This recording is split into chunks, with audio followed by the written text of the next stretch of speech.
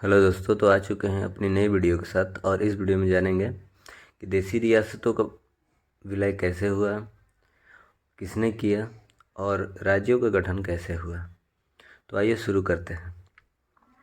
15 अगस्त 1947 को जब हमारा देश आज़ाद हुआ और भारत पाकिस्तान का बंटवारा हुआ तो 565 देसी रियासतों में से 13 देसी रियासतें पाकिस्तान में चली गईं और बची 552 देसी रियासतें भारत के भौगोलिक क्षेत्र में थीं। इन सभी देसी रियासतों के अलग अलग राजा थे और इनके अलग अलग नियम थे। इन 552 देसी रियासतों को ब्रिटिश सरकार ने 3 विकल्प दिए। उन्होंने कहा कि या तो भारत में मिल जाओ, या तो पाकिस्तान में मिल जाओ, या खुद स्वतंत्र देश बना लो। अब इन 552 देसी रियासतों को जोड़कर एक संघ का निर्माण करना था। इसकी जिम्मेवारी सरदार वल्लभ भाई पटेल को दी गई थी। इन 552 देसी रियासतों के एकीकरण में सरदार वल्लभ भाई पटेल की मदद वीपी मेनन और लॉर्ड माउंटबेटन ने की थी। 552 देसी रियासतों में से 549 देसी रियासतें सरदार पटेल के कहने पर अपनी मर्जी से भारत में विलय के लिए तैयार हो गई। लेकिन 3 ऐसी देसी रियासतें थीं जो भारत में मिलना नहीं चाहती थी। पहला था जम्मू कश्मीर, दूसरा जूनागढ़ और तीसरा हैदराबाद। ये सभी देसी रियासतें भारत में विलय करना नहीं चाहती थी।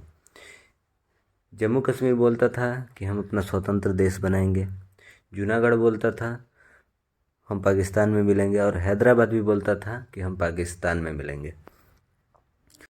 जम्मू कश्मीर का भारत में विलय के बारे में जानते हैं। उस समय जम्मू कश्मीर रियासत के राजा हरि सिंह थे। उन्होंने कहा कि हम ना भारत में मिलेंगे और ना पाकिस्तान में मिलेंगे, हम स्वतंत्र देश बनाएंगे। तब तक इसी बीच पाकिस्तान ने कश्मीर में घुसपैठ कर दिया और कश्मीर के कुछ हिस्सों पर कब्जा कर लिया, जिसे आज हम पीओके के नाम से जानते हैं। हरि सिंह को लगा कि हमारा कश्मीर नहीं बचेगा, तो 26 अक्टूबर 1947 को विलय पत्र पर हस्ताक्षर करके हरि सिंह ने कश्मीर को भारत में मिला दिया। पीओके, पाक ऑक्यूपाइड कश्मीर। पीओके जो है कश्मीर का लगभग 30% हिस्सा है। अब जूनागढ़ का भारत में विलय के बारे में देखते हैं। जूनागढ़ के राजा नवाब महाबत खां मुस्लिम थे और वहाँ की जनता जो थी हिंदू थी।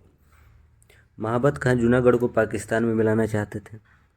ठीक, इसी सरदार पटेल ने जूनागढ़ में जनमत संग्रह कराने के लिए पाकिस्तान से अपील की, और जिसके दौरान जूनागढ़ की जनता ने भारत में रहने का फैसला किया और जूनागढ़ का विलय भारत में हो गया। कहने को तो सरदार वल्लभ भाई पटेल ने जनमत संग्रह करवा कर जूनागढ़ को भारत में विलय किया। जूनागढ़ का भारत में विलय कब हुआ? 9 नवंबर 1947 को हुआ।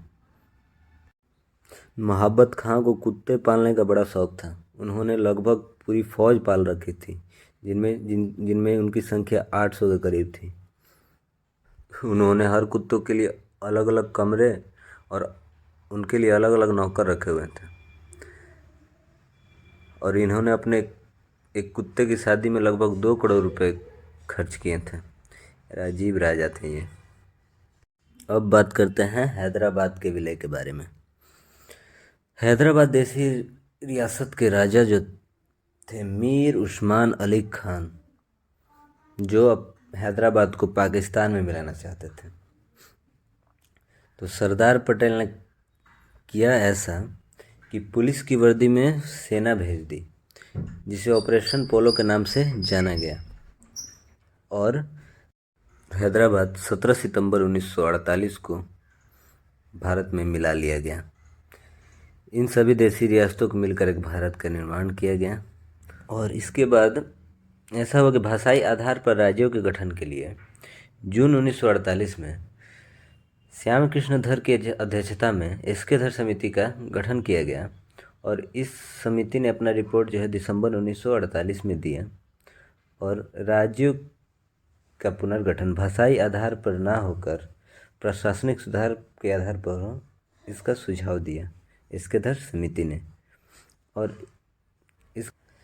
फिर दिसंबर 1948 में जेवीपी समिति का गठन किया गया। ये 3 सदस्यीय समिति थी जिसमें जवाहरलाल नेहरू, पताबी सीतारामैया और सरदार वल्लभ भाई पटेल थे।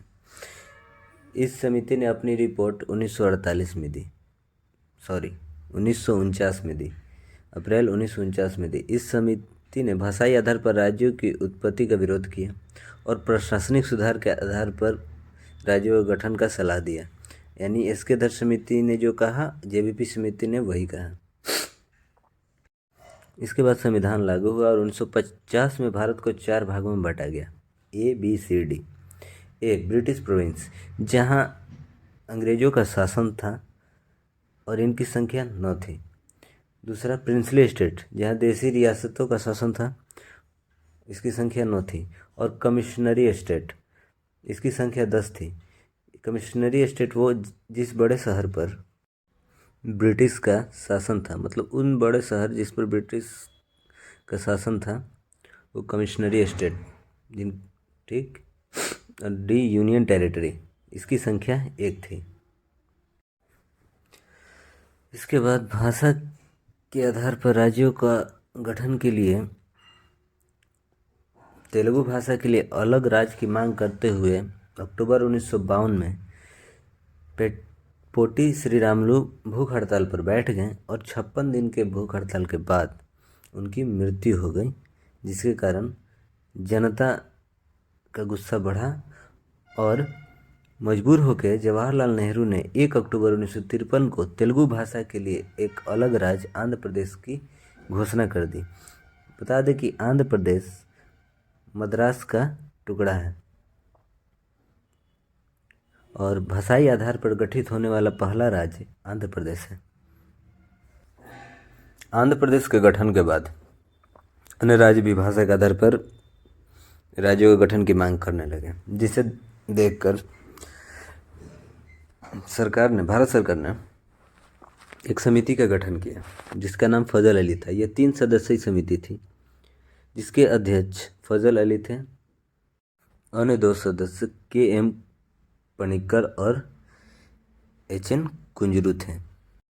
फजल अली आयोग का गठन 22 दिसंबर 1953 में किया गया और इसने अपनी रिपोर्ट 1956 में दी, और जिसके अनुसार 7वां संविधान संशोधन 1956 में किया गया और 1 नवंबर 1956 को 14 राज्य और 6 केंद्र शासित प्रदेश बना दिए गए, जो नीचे दिए गए हैं, इनके नाम नीचे दिए गए हैं। तो अब मिलते हैं अब नेक्स्ट वीडियो में, तब तक के लिए बाय। Thanks for watching.